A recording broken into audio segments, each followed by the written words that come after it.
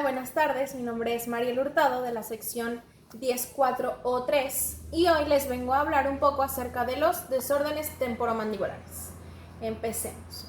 Las articulaciones temporomandibulares son las conexiones entre los huesos temporales del cráneo y la mandíbula.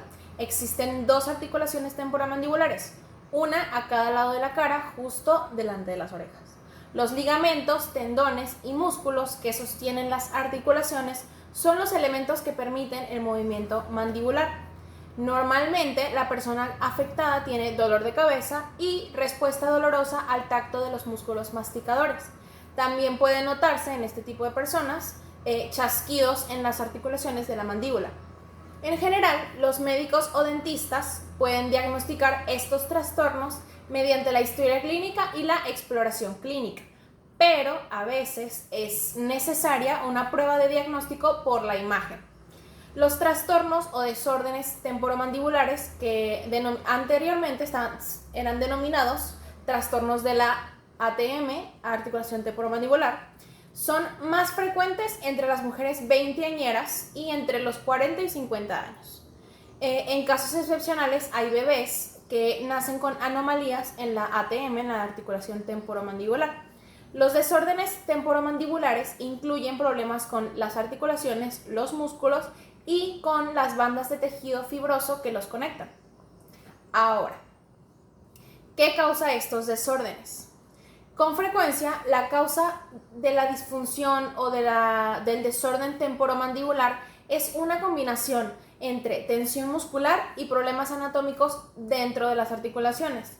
A veces, también para estos desórdenes, interviene un componente psicológico, así como otros factores. Los síntomas se pueden presentar al apretar y hacer rechinar los dientes y también al sufrir enfermedades sistémicas como osteopanía, trastornos autoinmunitarios o trastornos óseos genéticos. También infecciones, lesiones, desalineación dental, incluso por el simple hecho de masticar chicle constantemente. Las causas más puntuales, más específicas, son la fatiga muscular y uso excesivo, lo que lleva al síndrome del dolor miofacial, el trastorno de la articulación temporomandibular interna, artritis, anquilosis e hipermovilidad. Ahora vamos a hablar un poquito sobre los síntomas. Los síntomas de estos desórdenes temporomandibulares incluyen cefalia, sensibilidad a la presión de los músculos masticatorios y un chasquido, crujido o bloqueo de las articulaciones. A veces el dolor también puede manifestarse en las proximidades de esta articulación. Las alteraciones funcionales de la articulación temporomandibular pueden ocasionar dolores de cabeza recurrentes que no responden al tratamiento habitual. Otros síntomas incluyen dolor o rigidez en el cuello, hombros, mareo, dolor u obstrucción en los oídos y perturbaciones del sueño. Las personas con este tipo de desórdenes temporomandibulares suelen tener dificultades para abrir completamente la boca. Por ejemplo, la mayoría de las personas sin el trastorno mencionado pueden colocar en posición vertical y sin esfuerzo las puntas de sus dedos índice del corazón y del anular en el espacio entre los incisivos superiores e inferiores.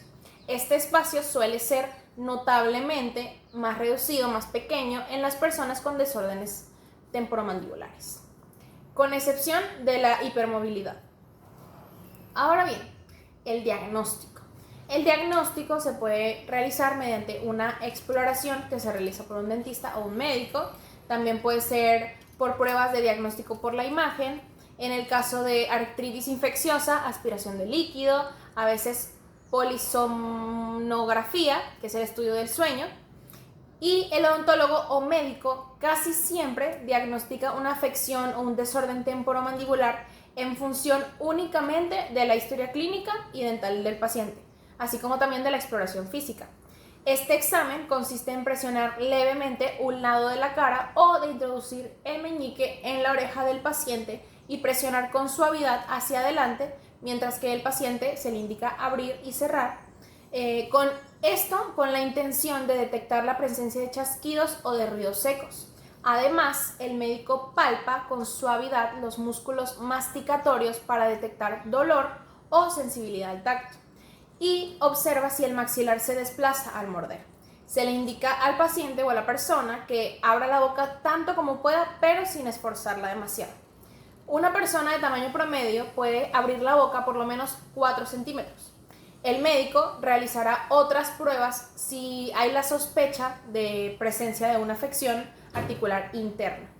La resonancia magnética nuclear, RMN por sus siglas, es en la actualidad el método que utilizan los médicos para evaluar si existe una afección articular interna o por qué una persona no responde al tratamiento.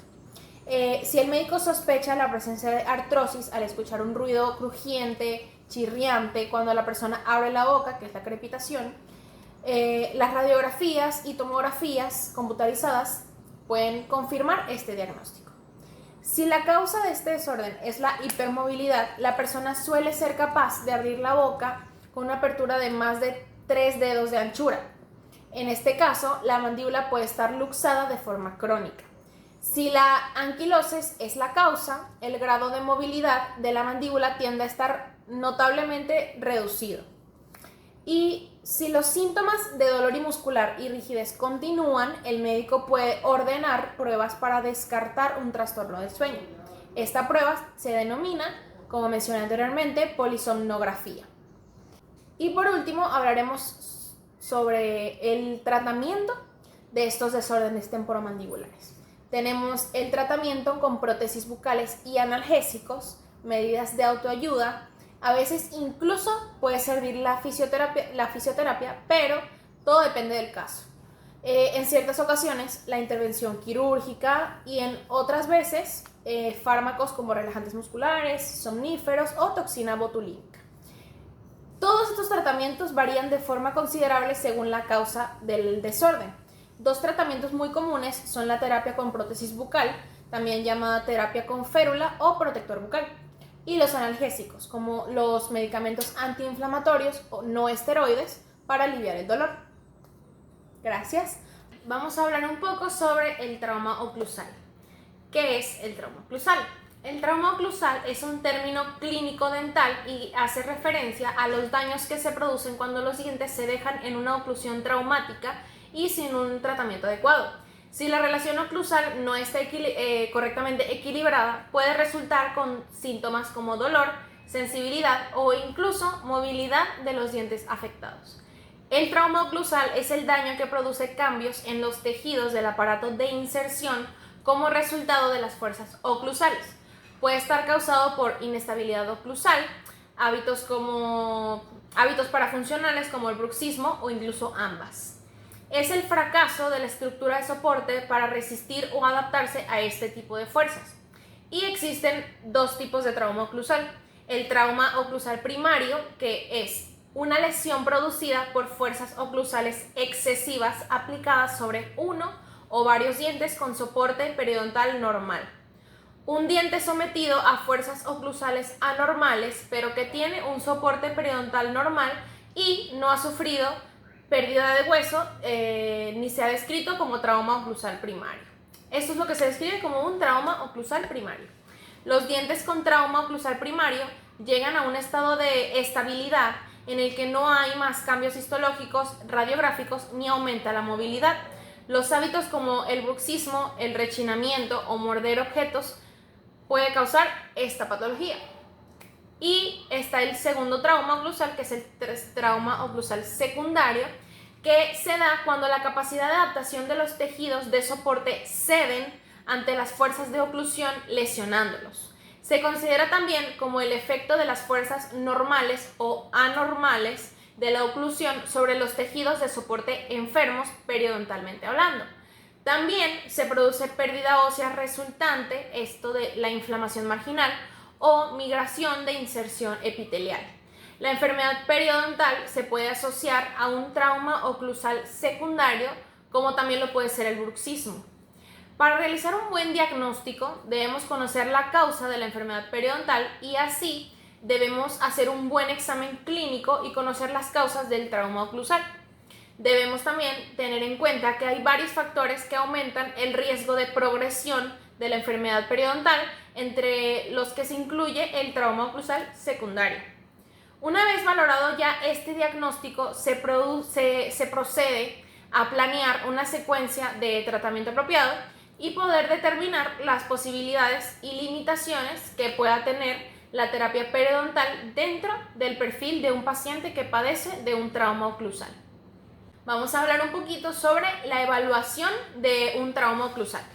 Cuando un trauma oclusal, enfermedad o tratamiento dental alteran la oclusión de un individuo mediante la eliminación o el cambio de la superficie de mordida de algún diente, los dientes de este paciente estarán dispuestos de forma diferente, alterando la oclusión normal. Cuando este cambio es perjudicial para la forma en la que los dientes ocluyen o contactan, se dice que el paciente tiene un trauma oclusal. Esto puede causar un ensanchamiento del ligamento periodontal, que es el ligamento que rodea la raíz del diente y lo protege de las fuerzas que recibe durante los movimientos propios de masticación. En el examen del paciente se evalúan los parámetros clínicos y radiográficos para valorar el papel de la oclusión en la condición del paciente. Se evalúa la movilidad de los dientes, la movilidad funcional, también la presencia de inflamación inducida por placa, la cantidad de soporte periodontal restante y también los signos radiológicos de oclusión traumática. La movilidad es una medida de desplazamiento horizontal y vertical del diente creado por la fuerza del dentista. Dos instrumentos dentales se colocan en el contorno del diente y se aplican fuerzas de fuera hacia adentro. La movilidad horizontal se evalúa mediante la comparación de un punto fijo en el diente respecto a un punto fijo en el diente adyacente. La evaluación de la movilidad funcional implica la medición de los patrones de vibración de los dientes cuando se colocan en posiciones y movimientos de contacto. Se coloca un dedo a lo largo de las superficies bucales y vestibulares de los dientes superiores. Entonces, al paciente se le pide que toque los dientes superiores e inferiores entre ellos y los frote realizando diferentes movimientos. Los dientes que el paciente desplaza en estas posiciones se identifican mediante palpación. La movilidad funcional, conocida como fremitus, es una guía de la capacidad del paciente para desplazar y traumatizar los dientes. Asimismo, se evalúa el grado de pérdida de masa ósea en relación con la longitud de la raíz. La anchura del espacio del ligamento periodontal será examinada alrededor de cada uno de los dientes. Podemos distinguir también entre trauma oclusal primario y secundario. El primario hace referencia cuando es producido por fuerzas oclusales excesivas aplicadas sobre uno o varios dientes y con soporte periodontal normal, que aún no ha sufrido pérdida de soporte óseo. En cambio, un trauma oclusal secundario es aquella lesión producida por fuerzas oclusales normales o excesivas sobre uno o varios dientes con soporte periodontal más reducido que en un trauma oclusal primario. Muchas gracias.